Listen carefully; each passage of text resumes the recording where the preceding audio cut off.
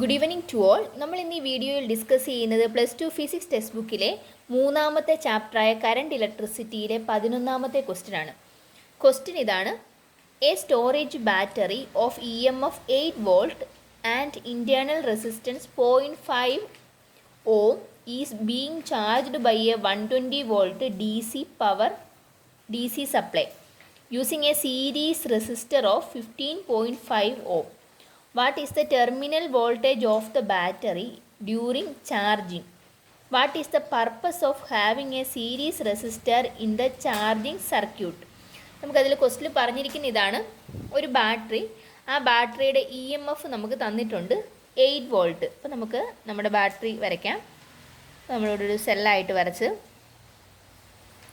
അതിൻ്റെ EMF epsilon വെച്ച് denote ചെയ്യുന്നു. Is equal to 8 volt. ഇനി അതിൻ്റെ ഇൻറ്റേർണൽ റെസിസ്റ്റൻസ് പറഞ്ഞിട്ടുണ്ട് ക്വസ്റ്റിനകത്ത്. എത്രയാണ്? 0.5 ohm എന്നാണ് തന്നിരിക്കുന്നത്. So R is equal to, small letter R is equal to 0.5 ohm എന്ന് എഴുതാം. ഇനി എന്താണ് ചെയ്തിരിക്കുന്നത്? ഈ ബാറ്ററിയെ ചാർജ് ചെയ്യിക്കുന്നു. എങ്ങനെ ചാർജ് ചെയ്യിക്കുന്നു? ഒരു 120 വോൾട്ട് DC സപ്ലൈ ഉപയോഗിച്ചുകൊണ്ട് ചാർജ് ചെയ്യിപ്പിക്കുന്നു. ഇനി ഇത് കണക്ട് ചെയ്യുമ്പോൾ എന്തും കൂടിയാണ് ശ്രദ്ധിക്കേണ്ടത്? Using a series resistor of 15.5 ohm. ഒരു സീരീസ് റെസിസ്റ്റർ ഉപയോഗിച്ചുകൊണ്ടാണ് ഇതിനെ ചാർജ് ചെയ്യിക്കുന്നത്. അവിടുത്തെ റെസിസ്റ്റൻസ് തന്നിട്ടുണ്ട് 15.5 ohm എന്ന്. ഇവിടുത്തെ വോൾട്ടേജ് നമ്മളോട് പറഞ്ഞിട്ടുണ്ട് V ഈസ് ഈക്വൽ ടു എത്രയാണ്? 120 വോൾട്ട്. ഇനി നമുക്ക് ആദ്യം കണ്ടുപിടിക്കേണ്ടത് ഇവിടുത്തെ നെറ്റ് EMF ആണ് കണ്ടുപിടിക്കേണ്ടത്. അതായത് ഈ സെല്ലിൻ്റെ സ്റ്റോറേജ് ബാറ്ററിയുടെ EMF 8 വോൾട്ട് തന്നിട്ടുണ്ട്.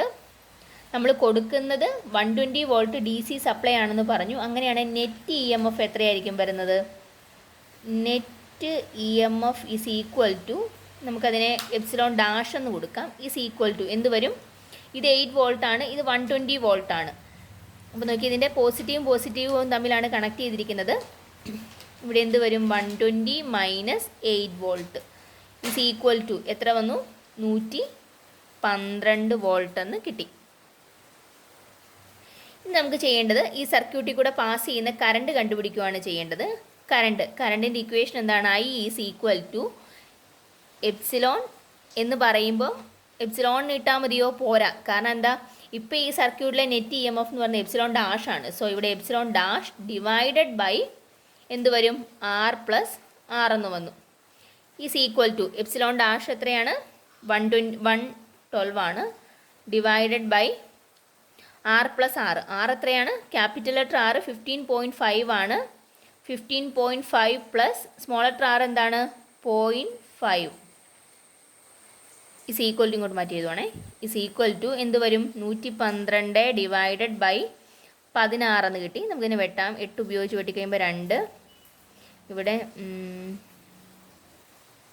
14, 7. ഇപ്പോൾ ഇവിടെ 7 ആംപിയർ എന്ന് കിട്ടി. ഇതുവഴി കടന്നു പോകുന്ന കറണ്ട് നമുക്ക് കിട്ടിയിട്ടുണ്ട് 7 ആംപിയർ. ഇനി നമ്മളോട് ചോദിച്ചിരിക്കുന്നത് എന്താണ്? What is the terminal voltage of the battery during charging? Charge ചെയ്തുകൊണ്ടിരിക്കുന്ന സമയത്ത്, അതായത് ഈ ബാറ്ററി ഇവിടെ ഈ DC സപ്ലൈ ഇവിടെ നിലനിൽക്കെ തന്നെ ഇതിൻ്റെ ടെർമിനൽ വോൾട്ടേജ് ആണ് ചോദിച്ചിരിക്കുന്നത്. ടെർമിനൽ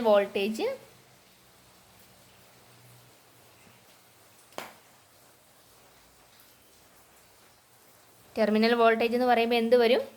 ഈ സെല്ലിൻ്റെ EMF പ്ലസ് ഇതുവഴി ഈ കറണ്ട് കടന്ന് പോകുന്നതുകൊണ്ടുള്ള voltage I into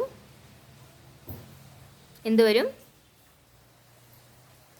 I into R എന്ന് കിട്ടി. ഈക്വൽ ടു എന്ത് വന്നു? ഈ R ഏതാണ്? ഈ ബാറ്ററിയുടെ, നമ്മുടെ സ്റ്റോറേജ് ബാറ്ററിയുടെ ഇൻറ്റേർണൽ റെസിസ്റ്റൻസ് ആണ്. അപ്പോൾ എപ്സിലോണിൻ്റെ വാല്യൂ എന്താണ്? 8 പ്ലസ് കറണ്ട് എത്രയാണ്? 7 ഇൻറ്റു 0.5. അപ്പോൾ എന്ത് വന്നു?